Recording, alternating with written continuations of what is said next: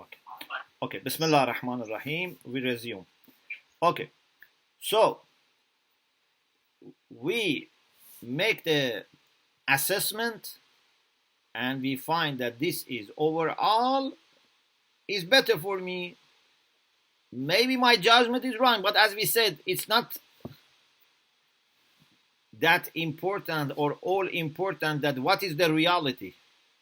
What is important in your decision making is that overall you think this is better for you or this is better not to do. Okay? So, this is the second point. Now, we have a very big step here. If I want to do something or I want to avoid something, there is a need for some additional consideration. But before I mention the point, I ask you to think about two examples. If someone tells you now that opposite to the next door, for example, there is a house next to the institute, there is someone knocking the door and no one is opening the door. What do?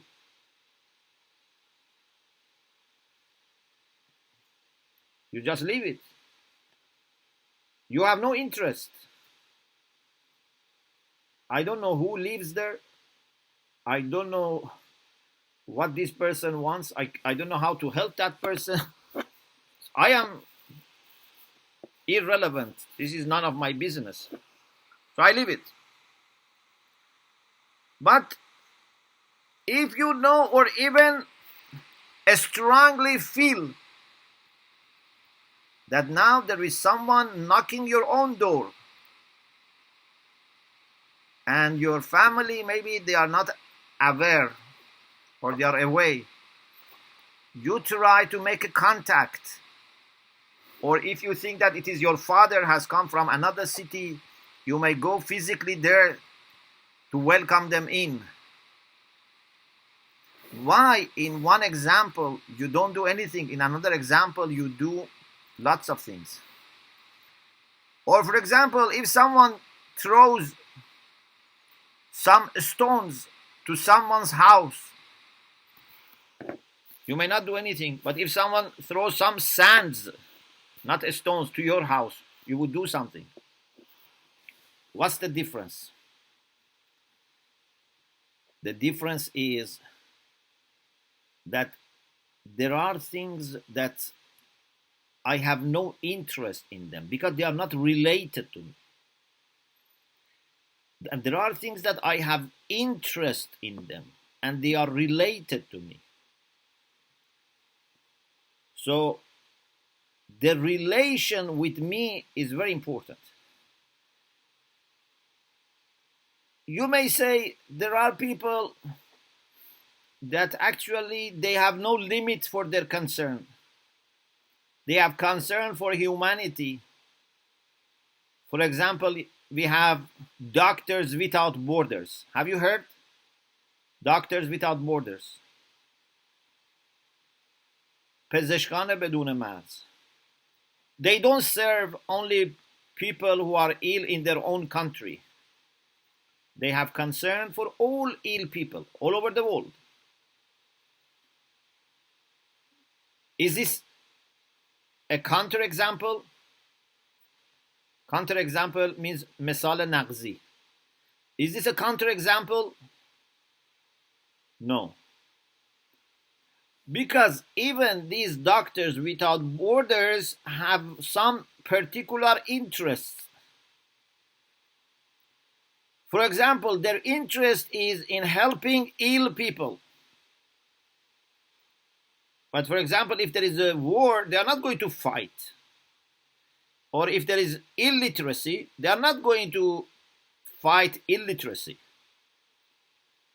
So every person must have some interest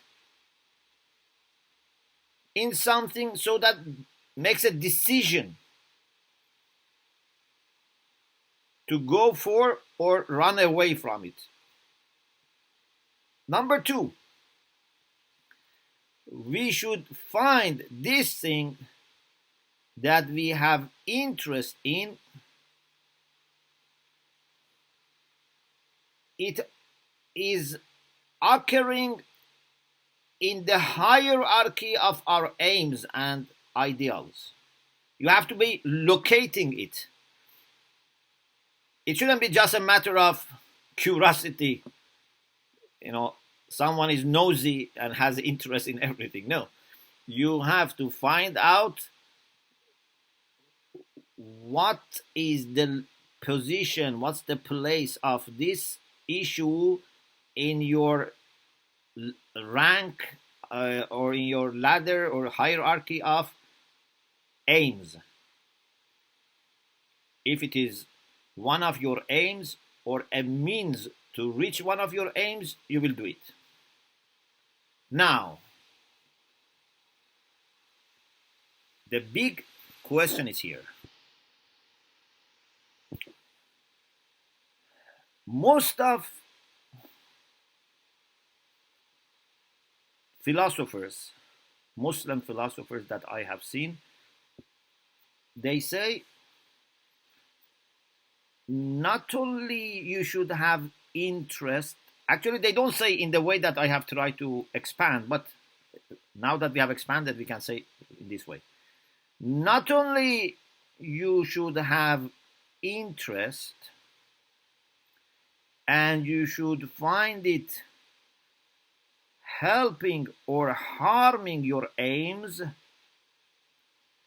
it should have personal significance for you, because the most fundamental reason that you have for actions is hubbuzat, self-love. Anything that helps you, benefits you, then you say it is good. Otherwise, you have no reason.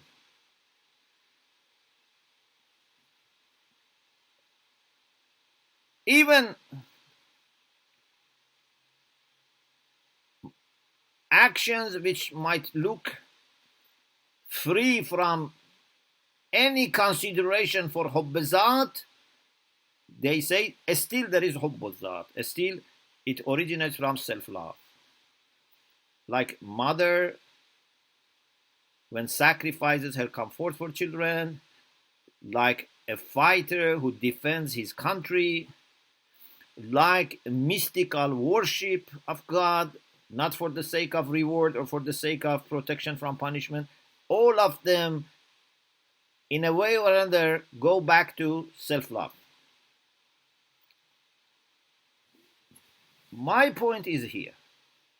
If you understand this point, you understand the core of my idea. I say I agree that there must be interest for us in something. It must be in our world of relations and must be occurring in the hierarchy of the aims. I accept all of this. But what I don't agree is to say that the human beings have only interest in themselves. They have only interest in their own interests. Are you familiar with the different usage of interest? To have interest in something is different to be interest of you. For example, I can have interest in your interest. I can have altruistic desires. I can love something because it is good for me. I can love something because it is good for you. Who said that everything must at the end go back to Hubbuzat? I can love something like, for example, knowledge, because I am going to benefit from knowledge, either in a worldly sense, I don't know, I get certificate, I get good job, I get good salary, or I am going to get reward from God. In a way or another, it's benefiting me. But I think there is another possibility. I have interest in knowledge because knowledge in itself is good. I have respect for knowledge, even if it is not my knowledge. If it is your knowledge. If you hear there is a beautiful garden in another part of the world, and you are not going to visit it at all, and it has no impact on your life, but even hearing that there is such a garden there makes some interest in you. You don't want that to perish. You don't want that to be destroyed. You are happier if that exists. So, my idea is that either we should accept next to hubbuzat, self-love, other things. Maybe 90% of our actions are because of hubbuzat, but not all 100%. Either you accept next to it other factors, or maybe actually there is something more underlying, more fundamental, from which all these originate. For example, maybe we have interest in beauty, interest in knowledge, interest in truth, interest in perfection. Then 90% of time we cache this for our own, but sometimes we can cache this for others. So either independent from self-love, next to it we have other things, or all of them go back to something more underlying. So this is very important aspect of my understanding, and I think this can explain very well experiences of mothers, of the people who do ithar, people who do heroic jobs to save their country, mystical ibadah, all of it. As a side note, because I said sometimes as additional point we may refer to some verses of the Quran or some hadith. I like you to reflect on this ayah. Surah Baqarah, chapter 2, verse 272. Allah subhanahu wa ta'ala says, أعوذ بالله من الشيطان الرجيم وما تنفقوا من خير فلأنفسكم وما تنفقون إلا ابتغاء وجه الله وما تنفقوا من خير يوفى إليكم وأنتم لا تظلمون. Allah subhanahu wa ta'ala first says, whatever you spend from good as a charity is for your own sake. Okay. There is benefit for you. Because even the things that you do for other reasons, it has also benefit for you. In my paper, I have explained that there is no problem to say that, for example, when mother looks after the child and sacrifices her comfort for the child, she gets also some satisfaction, she gets some benefit, but this is not the reason, this is not the motivation, it's a side effect. So, When you do something good, you get something also for yourself, even if your intention was not egoistic. ما تنفقوا من خير فلأنفسكم. It's good for you. But وما تنفقون إلا ابتغاء وجه الله. But what was the intention? You see the difference? فلأنفسكم means the benefit goes to you. But وما تنفقون إلا ابتغاء وجه الله means that it is possible for someone to give charity only for the sake of God, not for the sake of his own benefit.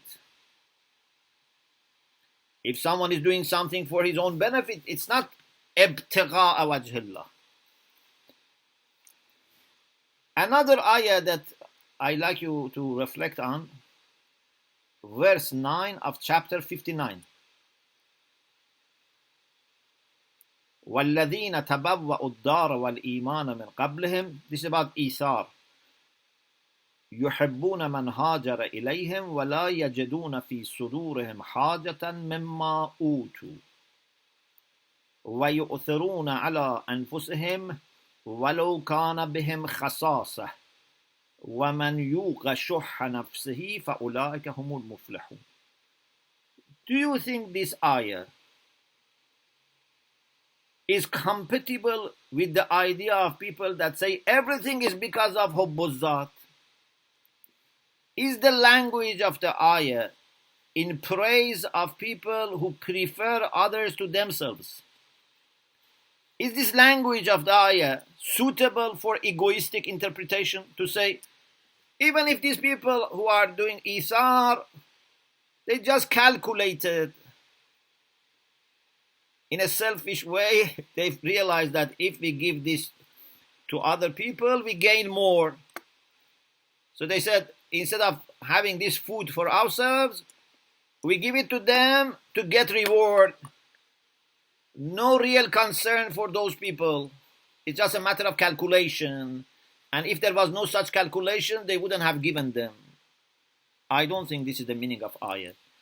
I think human beings can have genuine, selfless love for each other.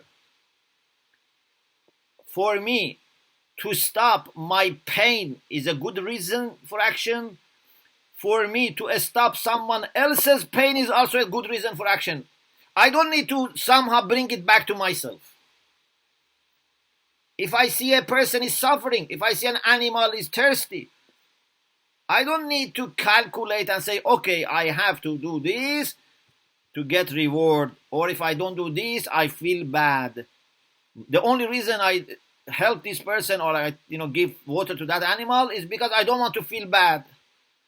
Or I want to get reward. I don't think this is the only possibility.